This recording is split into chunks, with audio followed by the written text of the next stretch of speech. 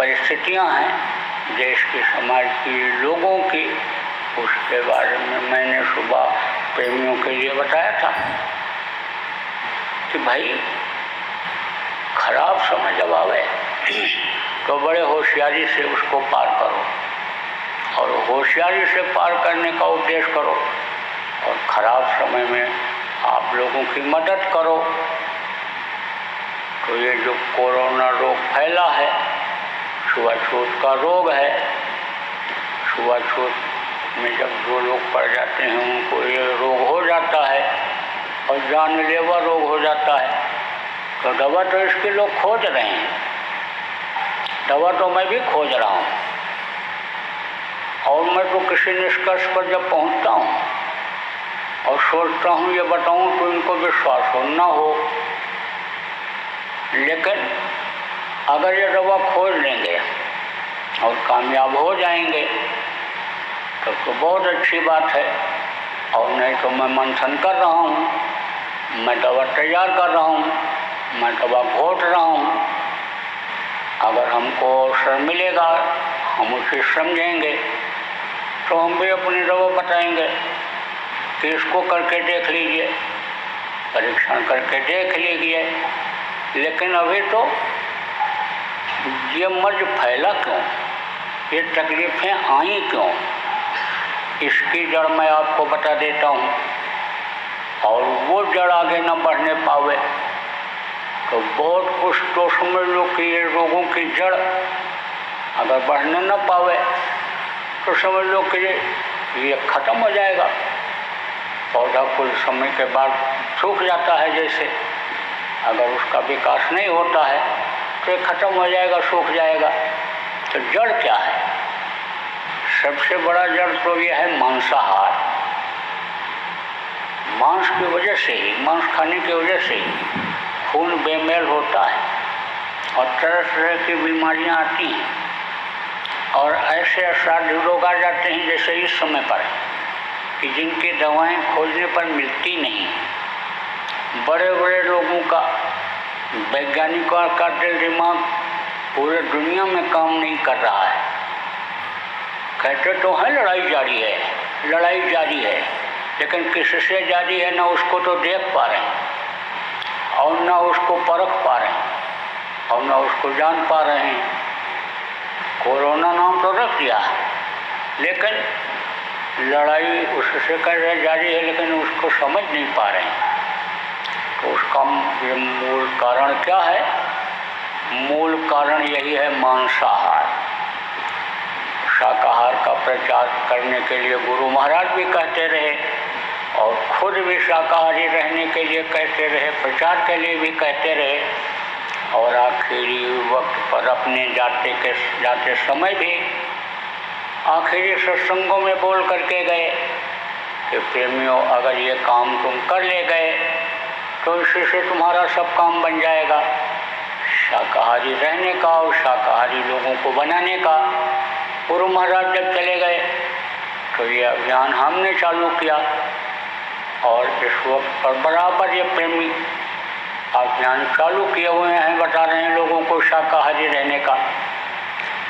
तो अब तो कुछ समझ में लोगों के आने लगा कि देखो शाकाहारी लोग के ऊपर उतना असर नहीं हो रहा है जितना मांसाहारियों पर ही हो रहा है।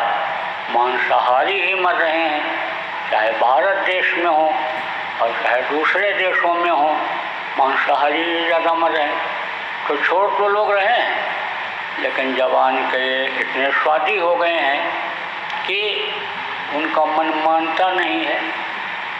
तो अब आप समझो, मन नहीं मानेगा तो मन ही तो ये बचाता है और मन ही ये मरवा देता है। तो मन कहीं मरवा न दे और यह अनमोल रत्न रूपी ये शरीर, देवदुर्लभ शरीर उनका बेकार न चला जाए।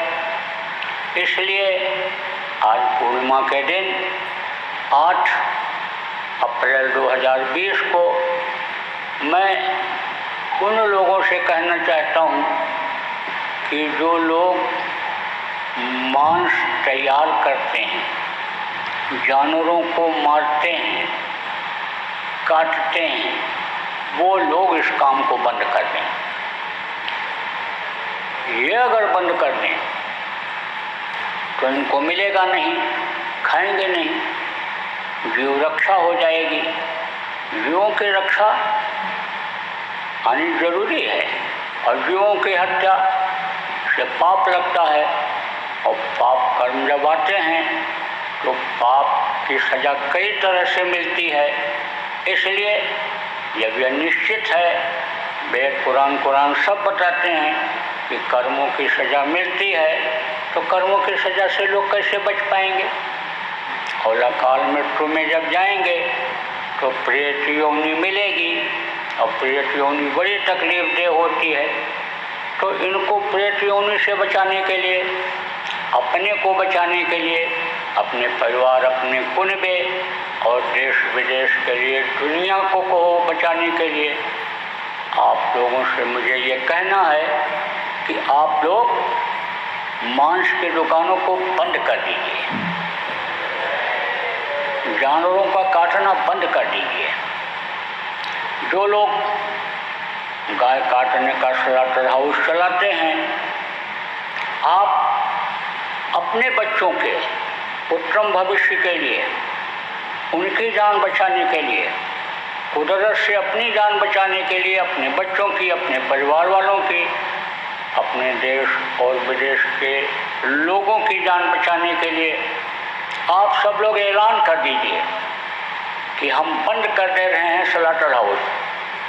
अब गौ हत्या नहीं करेंगे, अब जानवरों की, बकरी की, भैंसी की, गाय की हत्या नहीं करेंगे। तो भारत देश की ये जो प्रकाश है, रोशनी है, ये जो आवाज़ है, ये पूरे विश्व में फैलेगी, और विश्व के लोग अपनाएंगे इसको। क्योंकि विश्व के जो विकसित देश कहलाते हैं, सब निराश हो रहे हैं। अब सब भारत देश की तरफ देख रहे हैं कि भारत कोई फार्मूला निकाले, भारत कोई दवा निकाले, भारत से हमको कोई निर्देश मिले। तो जब इस तरह का यानी समझो कि आप लोगों को बताओगे कि हम सब लोगों ने आपकी रक्षा के लिए, अपने और अपने देश की जनता और धन की रक्षा के लिए जीव हत्या बंद कर दिया, मांस की दुकानों को बंद कर दिया, जितने स्लॉटर हाउस थे सब बंद कर दिया, आखिर बंद हो जाएंगे। लेकिन जब बंद हो जाएंगे तब आपका कोई नाम लेवा नहीं रहेगा, और आपके ऊपर लांछन कलंक अलग लगेगा, कसाई नाम आपके आगे लगा रहेगा। इसलिए अभी से अगर आप ये संकल्प बना लेते हो और इसकी घोषणा सामूहिक रूप से कर देते हो और इस काम को बंद कर देते हो, तो आपका नाम हो जाएगा, आपका इतिहास बन जाएगा। जैसे अन्य कसाई का काम करने वाले, चोरी डकैती करने वाले, अंगुलमाल वाल्मीकि जैसे डाकुओं का नाम हो गया, स्वर्ण अक्षरों में लिखा हुआ है, ऐसे आपका भी लिख जाएगा। देखो एक बकरी है जिसको मार करके लोग खा जाते हैं, इसका दूध बहुत फायदेमंद है। आप ये समझो कि बकरी का दूध जब बच्चा पैदा होता है तब पिलाते हैं। बकरी लोग पहले पालते थे, बकरी का दूध ही पिलाते थे जब बच्चा पैदा होता था शुरू में, माँ का दूध बाद में, लेकिन बकरी का दूध पहले एक ही बूंद चाहे मुँह में डालते रहे। आप ये समझो कि दूध से ही यानी समझो कि पीने से ही बच्चा हृष्ट पुष्ट तंदुरुस्त होता है। उसके यानी पैदा होने के बाद शरीर का विकास इसी से होता है, और दूध का हर मनुष्य के साथ जन्म लेने से लेकर के और अंतिम समय तक साथ रहता है, इसकी ज़रूरत रहती है। लोग पिंडदान वगैरह करते, उसमें भी दूध की ज़रूरत पड़ती है, उसमें भी दूध से बना हुआ घी की आवश्यकता होती है। आप समझो घी का दीपक जलाते हैं, आप समझो हवन करते हैं, घी उसमें डालते हैं, उससे जो खुशबू फैलती है, उससे जो धुआं फैलता है, दीपक से जो ज्योति से जो खुशबू निकलती है, बहुत से कीड़े मकोड़ों को तो वही नाश कर देती है। आप ये समझो कि बहुत सारी चीज़ें ऐसी हैं कि जो इन कीटों को नाश करती हैं। जैसे गऊ का गोबर है, गोबर से लिपाई करते हैं, गोबर लगा देते हैं। गोबर देखो पौधे के ऊपर घोल करके छिड़क देते हैं, तो उस पर कोई किसी प्रकार की दवा डालने की ज़रूरत नहीं पड़ती है। जब से ये केमिकल से बनी हुई दवाएं पौधों पर लोग छिड़कने लगे, पौधे जहरीले हो गए और उनसे जो फल निकलता है, जो साग सब्जी निकलती है, वो भी जहरीली हो गई। आप ये समझो यही कारण है कि शाकाहारी रहते हुए भी आदमी बीमार हो जाता है, उसका असर हो जाता है। जो दवाएं पौधों पर पड़ी और उनसे अन्न पैदा हुआ, आप ये समझो उसको खाया तो उसका असर शरीर के ऊपर आ जाता है। और अगर यही हाल रहा उत्पादन बढ़ाने का और इसी तरह से गऊओं को ख़त्म करके गोबर की खाद न बनाने का, तो समझ लो कि दवाएं जैसे इस समय कोरोना रोग की नहीं मिल रही हैं, आप ये समझो कमी हो गई, शॉर्टेज हो गई, ऐसे ही अन्न को हजम करने के लिए भी दवाएं जल्दी नहीं मिलेंगी, वही बहुत सा रोग पैदा कर देगा। तो आप देखो गोबर को घोल करके डाल देते हैं, कीड़े नज़दीक नहीं आते हैं। आप देखो गऊ का यानी समझो कि यह दूध अमृत है, अमृत बताया गया। यानी आप ये समझो कि डॉक्टर तो ये कहेंगे कि यह गर्म करेगा, दस्त में इसको मत पिलाओ, लेकिन गाय के दूध को दस्त में भी पिला देते हैं तो दस्त भी बंद हो जाता है, संग्रहणी तक को ये ख़त्म करता है। तो अब आप ये समझो कि गऊ का जो दूध है, आप ये समझो घी है, इसकी ज़रूरत बराबर आदमी को रहती है। आप ये समझो गौमूत्र है, इसको अमृत बताया गया। अब अभी गाय खाने वालों को कह दो कि तुमको कोरोना हो गया, गौमूत्र यानी समझो ऐसे गाय खाने वाले को कह दो कि गऊ का मूत्र पी लो, तो गाय का मांस खाने वाला मूत्र नहीं पिएगा। लेकिन जब कह दो कोरोना हो गया है और गौमूत्र पियो, तब पिएगा। तो अब आप ये समझो कि मान लो गौमूत्र से ही कोरोना रोग जाने लग जाए, कोरोना में फ़ायदा हो जाए, तो कहाँ से लाओगे जब गायों को काटे रहोगे? जब लाखों गायों को रोज काटोगे तो कहाँ से लाओगे? कैसे ये बच पाएंगी? तो इन चीज़ों का तो पता है नहीं लोगों को। तो आप ये समझो कि हम आपके अधिकार को न छीन रहे न छीन सकते हैं। सरकार को अधिकार है लाइसेंस देने का और आपको अधिकार है लाइसेंस लेने का। आपने गौ हत्या का, आपने मुर्गा भैंसा काटने का आपने लाइसेंस ले रखा है, तो हम आपके लाइसेंस को रद्द नहीं कर सकते, हम आपके ऊपर दबाव नहीं डाल सकते हैं। लेकिन निवेदन गुजारिश तो आपसे कर ही सकते हैं कि आप भाई देश समाज के लिए इतना त्याग करो कि आप अपने तरफ से ये ऐलान कर दो कि हम अब स्लॉटर हाउस नहीं चलाएंगे। आप ये मत सोचो कि आपके बच्चे भूखों मर जाएंगे, आप भूखे मर जाओगे। जो सबको खिलाता है, हम उससे प्रार्थना करेंगे कि आप और आपके बच्चों की भी परवरिश कर दें।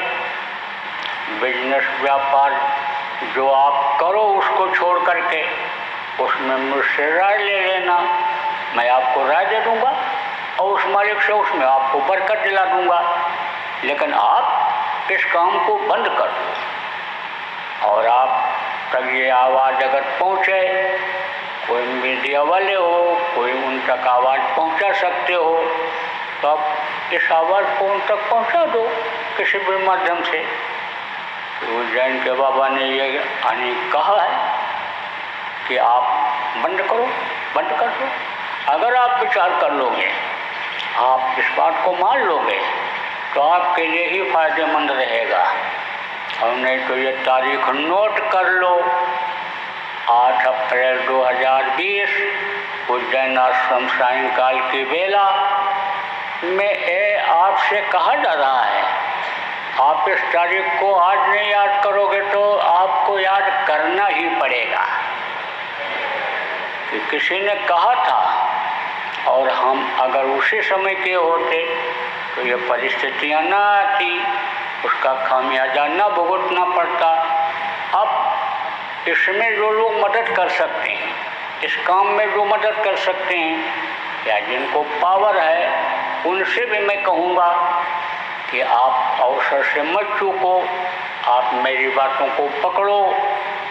इन बातों में दम है, ये कोई कल्पना या गप नहीं है। आप अपने पावर से या सलाह से या कैसे भी मना करके या कह करके कानूनी तौर तरीके से आप ये जो जीव हत्याएँ हो रही हैं इसको